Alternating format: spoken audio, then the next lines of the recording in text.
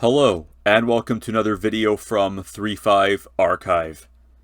Today we're going to be doing another D&D 3.5 Prestige class review, and we're going to be looking at the Consecrated Harrier Prestige class from the Complete Divine Sourcebook. Consecrated Harriers serve as bounty hunters for religious organizations. They are granted some sort of group or individual that they need to hunt down and destroy on behalf of their church, and when they do, they actually need to, for the sake of their divine oath, announce themselves to their quarry and tell them exactly why they are being hunted and why they need to be destroyed, which is a little bit of a handicap, but the Consecrated Harrier is equipped with various tools to deal with that. The descriptive text for the Prestige class says that paladins and clerics tend to make good Consecrated Harriers, but the actual requirements and class features of Prestige class say otherwise and gear it a lot more toward Rangers, or more specifically a Rogue Ranger multiclass, which is what the example character for this Prestige class is. It's a multiclassed Rogue 1 Ranger 5 that then takes levels in Consecrated Harrier. And we'll see the reason for that in a moment. It's a little bit ironic because the Consecrated Harrier does have to announce themselves to their target before attacking, and they can't sneak attack them right off the bat, so that makes being a rogue a little bit less helpful. But there are other options as well. Perhaps Bard is another way that you could get into this Prestige class. Let's take a look at the prerequisites. You're going to need to have any lawful alignment for your character. You're going to need a base attack bonus of +5, 5 ranks in disguise and gather information, and the track feat. And then you have to accept an assignment from your church to destroy some sort of enemy of the church. If you fail at this, you have to wait a year and a day before applying again. But if you succeed, then you can start taking levels as a Consecrated Harrier. So there is going to be some kind of adventure or mission associated with getting into this Prestige class, which doesn't necessarily make it more restrictive. I mean, odds are your party can help you, so it will probably be something pretty simple. It's really up to your dungeon master how cooperative he is with this sort of thing. But you probably will be able to qualify for this Prestige class pretty easily. The more difficult part is going to be 5 ranks in disguise and gather information. So you're going to need to either take some cross-class skill ranks and wait until you're a 7th level ranger, or you're going to need to multi-class into something like Rogue or Beguiler to get access to those other skills, or something like Bard. Overall, I would rate this Prestige class's requirements as moderately restrictive. They are relatively light. I mean, track feat, you're probably going to want to be a ranger for. The base attack bonus is going to preclude a lot of scouts and just default rogues from getting into it. And a rogue probably isn't going to want to take the track feat anyway without having survival as a class skill somehow. So it's a little bit weird of a Prestige class to get into, but it's not that bad, and definitely would be potentially worth taking if the features measure up. So let's take a look at those. First of all, you're going to get a D10 hit die, which is pretty great. That's going to be better than either of the classes that feed into it in most cases.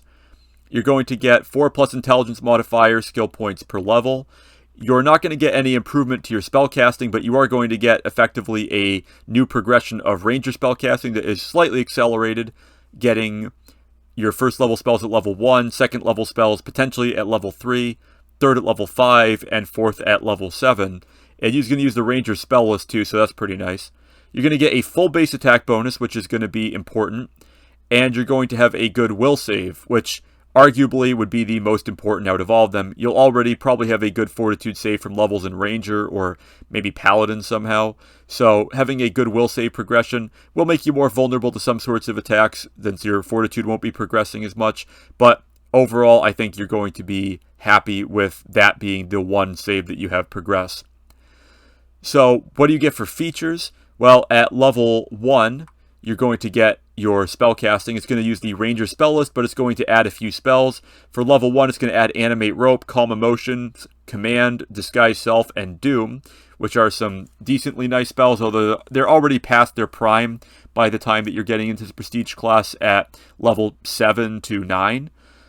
For second level spells that you're going to be getting at your third level this Prestige class, you're going to be getting Charm Person, Daylight, Detect Thoughts, and Hold Person, all of which are great spells at lower levels, but they're going to be a little bit less useful here. I mean, Detect Thoughts will still be pretty good. Daylight will be useful in some cases. Third level spells is going to include Clairaudience, Clairvoyance, which is alright. Death Ward, which is a great spell. Discern Lies, which is pretty nice, And see invisibility is useful at all levels, although getting it this late, you're probably going to have already found some other way to see invisibility if you really cared about it. And then at 4th level, which will be your 7th level in this prestige class, and it will probably be your like 15th or 16th character level overall potentially, you're going to get Dismissal, Dominate Person, Legend Lore, and Mark of Justice, which are nice spells. They won't be quite as obsolete as some of the others will be, but still, you're not getting them at the level that a character normally would that's going to be getting them. So they're good additions to the Ranger spell list, but they're not going to be game changers most likely. Also at level 1, you're going to get Blessing of Scripture +2. This is basically Favored Enemy, but for your assigned quarry. So whoever your church has assigned you to go after, be it a single person or a group of people, you're going to get +2 on Bluff, Listen, Sense, Motive, Spot, and Survival checks. Although, interestingly, not Hide and Move Silently, because you cannot be sneak attacking your foe. You have to hunt them down and then announce to them that they have been caught. And it's also going to apply to any weapon or unarmed damage rolls against that target. And this bonus improves to +4 at level 5 and +6 at level 10. So this is a nice feature. This is kind of like Favored Enemy as a ranger, except it's going to almost always be relevant to your adventure, which is nice. Favored Enemy's biggest downfall is its situationality. This will be a lot less so. You could maybe say that Favored Enemy is going to come up 10 to 20% of the time, whereas this will come up 75% of the time, depending on how your campaign is structured. So that's pretty good. You're also going to get Detect Chaos at will as a cleric of equal level, which is useful also. At level 2, you're going to get Sanctified Sight. This is going to give you a +4 bonus on all saves against illusions. However, you're not going to be able to make those saves just by looking at those illusions. You're still going to have to interact with them. So this is nice, but it's a pretty situational bonus, and it's not anything to write home about. At level 3, you're going to get Dispel Magic as a spell-like ability. This lets you add your Blessing of Scripture ability on the Dispel checks while using it, and you can use it a number of times per day equal to your Wisdom modifier, minimum 1. Odds are you're going to get at least 1, maybe 2 or 3, possibly 4, depending how much you focus on your Wisdom with magic items, uses per day of Dispel Magic.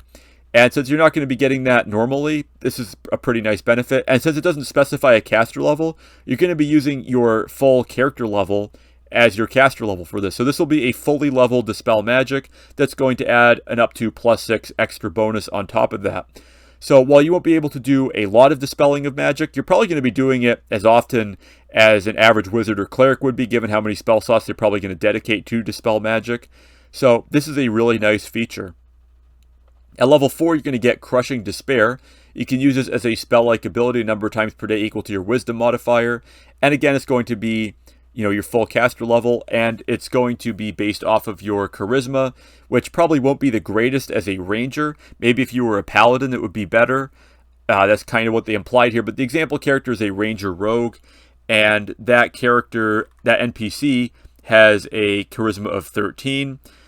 They don't have a very good strength to make up for it, but that's definitely a choice. That's definitely a choice to make as you're making your character. As is, you're probably not going to get a whole lot of use out of this, probably just because your charisma modifier is not going to be very good. At level 5, you're going to get your Blessing of Scripture improving to +4. At level 6, you're going to get False Vision. This lets you use that as a spell-like ability, again, a number of times per day equal to your Wisdom modifier. This has to be centered on you, and this can be a good way to prevent your target from knowing that you're coming, especially if you're hunting for a spellcaster that can do scrying and the like. So, nice feature, but again, situational. At level 7, you don't get a feature, which is kind of bizarre given that the features so far haven't really been particular winners. At level 8, you're going to get Implacable Hunt. If you wound a target and they escape, you can always find them to within a 10% margin of error in terms of knowing what distance they are. And then if you're within 50 feet of them, you can pinpoint their precise location, which is pretty awesome if they're hiding invisibly. This is only going to work if you're on the same plane of existence, but stay tuned there. And this can be used simultaneously against different targets as long as each of those individual targets is part of the quarry that you've been assigned by your organization. Level 9 is also not going to give you a feature, which is a bit annoying. But at level 10, you're going to get Blessing of Scripture +6, so that's going to be +6 on your Dispel checks, +6 on your damage rolls against your quarry target. You're also going to get Faultless Hunt, which will allow you to turn your Implacable Hunt into a Faultless Hunt, which allows you to track your target across planar boundaries as well.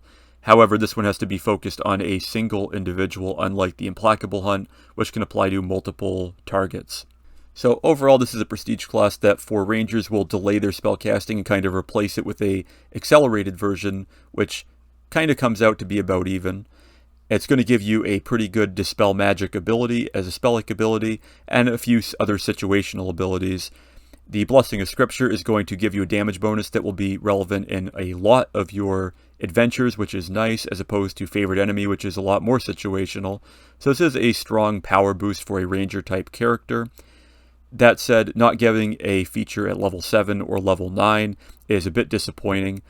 One could brainstorm a whole variety of different possibilities given the kind of weird set of other features, auxiliary features this prestige class gives with the spell-like abilities like Crushing Despair and False Vision, but looking at it as a whole, it probably could be a 5-level prestige class if some of these other options were cut out, but that wouldn't give enough space for Blessing of Scripture to progress the same way that the Favorite Enemy does for Ranger, and that's obviously meant to be an analog there. So the way that it is as a 10-level prestige class is probably fine. Overall, I would give the Consecrated Harrier 3 stars for concept and 3 stars for execution.